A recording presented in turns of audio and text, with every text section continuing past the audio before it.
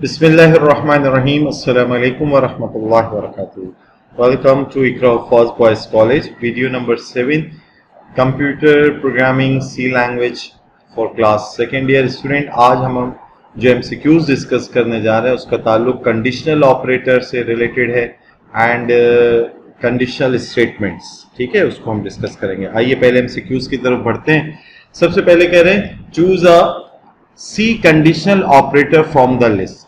अब आप देखिए क्वेश्चन मार्क, कॉलन है, कॉलन क्वेश्चन मार्क है, कॉलन लेस देन है, लेस देन कॉलन है। तो बताइए which one is correct.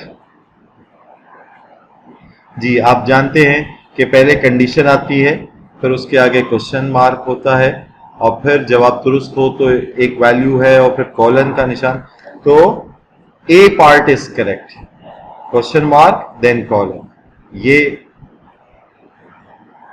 A part is the correct choice. Explanation में भी आप देख रहे हैं कि question mark colon is also called C ternary operator. Now second MCQ में कह रहे हैं what is the other name for C language question mark colon operator. तो अभी अब इसके सामने जिक्र हुआ पहले एमसीक्यूज की तफसील में भी कि this is also called as ternary operator.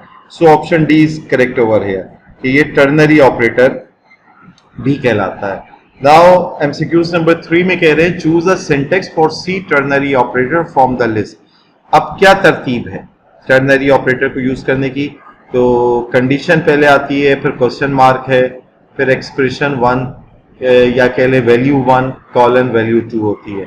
तो क्या ये दुरुस्त है या कंडीशन के बाद कॉलन है या कंडीशन के बाद क्वेश्चन मार्क है फिर एक्सप्रेशन 1 लेस देन का निशान है? और तो आपको नजर आ रहा है अभी जैसे हमने एमसीक्यूज नंबर 1 से इस बात को जाना, ऑप्शन ए इधर अब बिल्कुल दुरुस्त अंदाज में लिखा हुआ है कि कंडीशन के बाद क्वेश्चन मार्क है देन एक्सप्रेशन 1 कॉलन एक्सप्रेशन 2, यानी कंडीशन अगर दुरुस्त होगी तो एक्सप्रेशन 1 रिजल्ट समझी जाएगी और अगर कंडीशन दुरुस्त नहीं होगी तो एक्सप्रेशन 2 को दुरुस्त समझा जाएगा या वो एज ए वैल्यू असाइन हो जाएगी।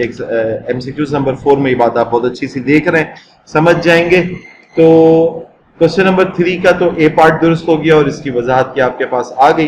अब क्वेश्चन एमसीक्यूज नंबर 4 में समझ लीजिए इस बात की और वजाहत आ रही है what is the output of the C statement. जैसे इंटीजर मेन है और उसकी बॉडी में इंटीजर ए की वैल्यू 0, ए बराबर है 5 लेस देन 2। अच्छा स्टूडेंट, हम इस कंडीशन को क्या ही अच्छा होता है कि राउंड ब्रैकेट के अंदर पैरेंथेसिस में बंद करके फिर लिखते हैं, जरा और वो प्रोमिनेंट हो जाता है, तो बेहतर यही तरीका है। a is equals to 5 less than 2, ये कंडीशन आ गई, फिर क्वेश्चन मार्क है 4 कॉलन 3। तो अगर हम इधर देखें 5 लेस देन 2, क्या ये कंडीशन दुरुस्त है? नो, कंडीशन फॉल्स है। तो फर्स्ट एक्सप्रेशन के बजाय सेकंड एक्सप्रेशन जो है यानी 3 असाइन हो जाएगा, 3 इवेल्युएट होकर आएगा आंसर और वो असाइन हो जाएगा ए को। फिर प्रिंट एफ %d और ए की वैल्यू प्रिंट कराई जाएगी। तो क्या हो प्रिंट होगा स्क्रीन के ऊपर? जी 3 प्रिंट होगा, यानी option B is correct over here. ये आपको इसकी वजाहत भी दी हुई है। 5 less than 2 is false, so 3 will be picked and assign to the variable A. MCQs number 5 में कह रहे हैं choose a correct statement regarding C comparison operator. एक सी कंपैरिजन का, सी के कंपैरिजन ऑपरेटर कौन कौन से होते हैं जिसमें less than, greater than, less than equal to, greater than equal to, not equal to, equal to, ये सब ऑपरेटर यूज हो तो ऐसी स्टेटमेंट कंपैरिजन ऑपरेटर कहलाती है ना। और इसको हम इफ के साथ ही यूज कर रहे होते हैं, दैट्स व्हाई ये कंडीशनल स्टेटमेंट के अंदर हमने इन एमसीक्यूज को डिस्कस कर रहा है। तो कौन सी स्टेटमेंट दुरुस्त है? x इक्वल्स टू y का मतलब क्या ये है is x really equal to y, यानी क्या x वाकई y के बराबर है? x exclamatory mark equals to y, is x not equal to y, क्या ये बात दुरुस्त है? जी बज़ाहिर तो ये बात दुरुस्त लग रही है। अब b को भी देख लेते हैं, x क्योंकि इसके अंदर ऑल ऑफ द अबव भी एक ऑप्शन है, तो हमें जो है ऐसी सूरत में तीनों को चेक करना होगा क्या ये बात दुरुस्त है, तो फिर हम ताकि ऑल ऑफ द अबव क्या पता इसमें दुरुस्त हो। तो x less then y, is x less then y, ये बात दुरुस्त है। x ग्रेटर देन y में is x greater than y, यही बात है। ये b भी करेक्ट हो गया, यकीनन c भी करेक्ट होगा तो ऑल ऑफ द अबव होगा, वरना ऐसा तो हो नहीं सकता a और b दोनों करेक्ट हो। बहरहाल c को देखिए तो इज x लेस देन और इक्वल टू वाई, हाँ लेस या इक्वल की बात हो रही होती है, और x greater equals to y, बिल्कुल दुरुस्त लिखा हुआ है. So here option D is correct, all of the above. MCQs number 6 में कह रहे हैं choose a statement to use C if else statement. If else statement के से रिलेटेड क्या बात दुरुस्त इधर लिखी है ये देखना है. नन ऑफ द अबव की बात है तो क्या पता ए बी सी तीनों ही गलत हो या कोई एक करेक्ट होगा. तो पहली बात कह रहे हैं else if is compulsory to use with if statement. No, if statement आप सिर्फ ये कह सकते हैं if A is greater than B तो ये काम करो, बस एल्स लगाने की जरूरत नहीं है और इफ लगाने की जरूरत नहीं है. ऐसे बी में कह रहे हैं else is compulsory to use with if statement. No, not necessary. ये तो उस वक्त हम यूज करते हैं जब हमें कोई मुतबादिल काम भी करना होता है. अगर इफ वाली कंडीशन दुरुस्त ना हो और मुतबादिल काम करना चाहें तो एल्स यूज करते हैं. तो सी में कह रहे हैं एल्स या else if is optional with if statement. हाँ, ये बात दुरुस्त है कि जरूरतन अगर आप इस्तेमाल करना चाहें तो एल्स या एल्स इफ को इस्तेमाल करते हैं, वरना ये लाजमी नहीं होता. तो option C is correct over here. ठीक है. नाउ स्टूडेंट, एमसीक्यूज नंबर 7 में कह रहे हैं कि choose a correct C statement using if conditional statement.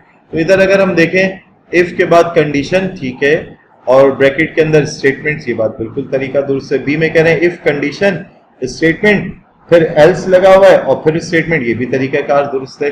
सी में कह रहे हैं इफ कंडीशन 1 तो स्टेटमेंट, एल्स इफ कंडीशन 2 तो स्टेटमेंट, ये भी बिल्कुल दुरुस्त है. अच्छा, मजीद एल्स इफ, वरना अगर ऐसा हो तो ये करो, वरना ये करो. तो ये इफ एल्स इफ लेटर वाला तरीकाकार, यानी इफ एल्स उसके अंदर एक और इफ एल्स, तो ये बिल्कुल ठीक तरीकाकार है. तो गोया option A B C all are correct, all of the above are correct, option D is. ठीक है स्टूडेंट्स. नाउ एमसीक्यू नंबर 8 में कह रहे हैं what is the output of the C program. इस सी प्रोग्राम में क्या होगा. If 4 is greater than 5. क्या ये बात दुरुस्त है? नहीं, कंडीशन फॉल्स हो गई तो इफ की बॉडी रन नहीं होगी. स्क्रीन पे क्या आउटपुट आ जाएगा? यस आ जाएगा. तो here option A is correct. ऐसा नहीं होगा हुर्रे और फिर यस नहीं आएगा, हुर्रे और यस दोनों में लिखा हुआ है बी और सी में. बहरहाल ना इधर कंपाइल एरर आएगा, ये option A is correct. Yes सिर्फ लिखा हुआ आएगा. कंडीशन फॉल्स हो गई, इफ की बॉडी रन नहीं होगी, इफ के बाद हम बॉडी से बाहर आए और यस प्रिंट हो गया. 9th एमसीक्यूज में कह रहे हैं what is the output of this C program integer main, और इस तरह से इफ 4 इज ग्रेटर देन 5. तो वंस अगेन इधर कंडीशन दुरुस्त नहीं है, 4 ग्रेटर देन 5 नहीं होता.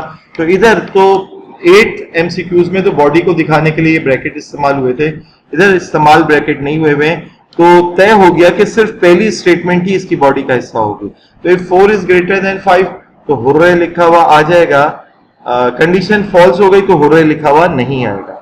अब कंडीशन फॉल्स हो गई, बॉडी रन नहीं होगी, तो बॉडी से बाहर आए, स्क्रीन पे यस लिखा होगा. तो इस एमसीक्यू नंबर 9 में भले से इससे मुख्तलिफ वे में ये लिखा हुआ है, लेकिन इसका भी करेक्ट आंसर यस ही बन रहा है. और ये पिछले की एक्सप्लेनेशन आपको मैं शो नहीं कर सका था, वो आ गई. 9th एमसीक्यूज में option A is correct. Now इसकी एक्सप्लेनेशन आप देख लीजिए कि अगर आप मोर देन वन, अगर आप चाहते हैं कि कंडीशन फॉल्स हो या ट्रू हो तो more than one statement run हो, तो उसके लिए आपको ब्रेसेस लगाने की जरूरत नहीं होती, वरना सिर्फ एक ही स्टेटमेंट उसकी बॉडी का हिस्सा शुमार की जाएगी. ये आप थ्योरी पढ़ते हुए बहुत अच्छा सा कई दफा सीख सके, जान चुके हैं, यकीनन रिकॉल हो गई होगी ये बात. Now 10th and the last MCQs of today's class is what is the output of this C program integer main if 4 is less than 5. अगर 4 लेस देन 5 हो तो ये काम करो, फिर एल्स. बज़ाहिर ये प्रोग्राम दुरुस्त लग रहा है, लेकिन स्टूडेंट अगर आप देखें तो इफ कंडीशन दुरुस्त होती है तो इफ की बॉडी में इधर दो स्टेटमेंट जाहिर की गई, हालांकि ब्रेसेस लगाने चाहिए थे, नहीं लगाएगा. पिछले वाले 9th एमसीक्यूज में भी ये नहीं किया गया था बॉडी में, तब मैंने आपको इस तरह से हैरान कुन अंदाज में बात नहीं की थी. लेकिन यहां ये बात इसलिए आपसे कर रहा हूं कि एल्स लिखा हुआ है. अब एल्स सिर्फ उस सूरत में इस्तेमाल किया जाता है जब उससे फौरन पीछे इफ लगा हुआ हो.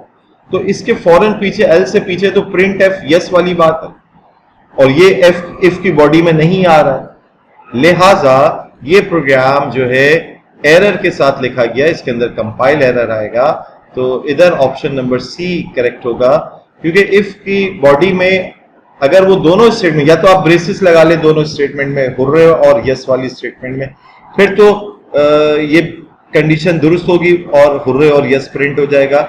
अभी कंडीशन दुरुस्त है भी तो हुर्रे डिस्प्ले होगा, उसके बाद लेट सपोज यस जो है वो इफ की बॉडी का हिस्सा नहीं है, रूटीन में है, ठीक है, वो भी डिस्प्ले हो जाएगा। लेकिन जब एल्स पे बात पहुंचेगी तो एल्स से पीछे तो इफ लिखा ही नहीं है, तो ये तो आपने गलत सिंटेक्स इस्तेमाल किया, लिहाजा ये कंपाइल एरर आएगा, प्रोग्राम का आउटपुट नहीं डिस्प्ले होगा। तो option C is correct over here. ठीक है स्टूडेंट, ये आपके पास इसकी लंबी चौड़ी एक्सप्लेनेशन आ गई कि ब्रेसेस का इस्तेमाल ना करने की वजह से जो सेकंड यस की प्रिंट एफ स्टेटमेंट है वो पार्ट इफ ब्लॉक का नहीं है। एल्स जो है उसको फौरन इफ के बाद, इफ की बॉडी मुकम्मल होने के बाद आना चाहिए। तो इधर जो है वो कंपाइलर जो है वो एक एरर जनरेट कर देगा, तो आपको इस चीज़ का ख्याल रखना है। उम्मीद है आपको ये सारे एमसीक्यू समझ में आए होंगे और आपने यकीनन होपफुली मुझसे पहले इसके जवाब करेक्ट दिए होंगे। कुछ गलतियां भी हो जाती हैं इंसान से, अगर ज़्यादा गलतियां हुई हैं तो बार बार इस वीडियो को देखिए, अपने कॉन्सेप्ट को स्ट्रॉन्ग कीजिए।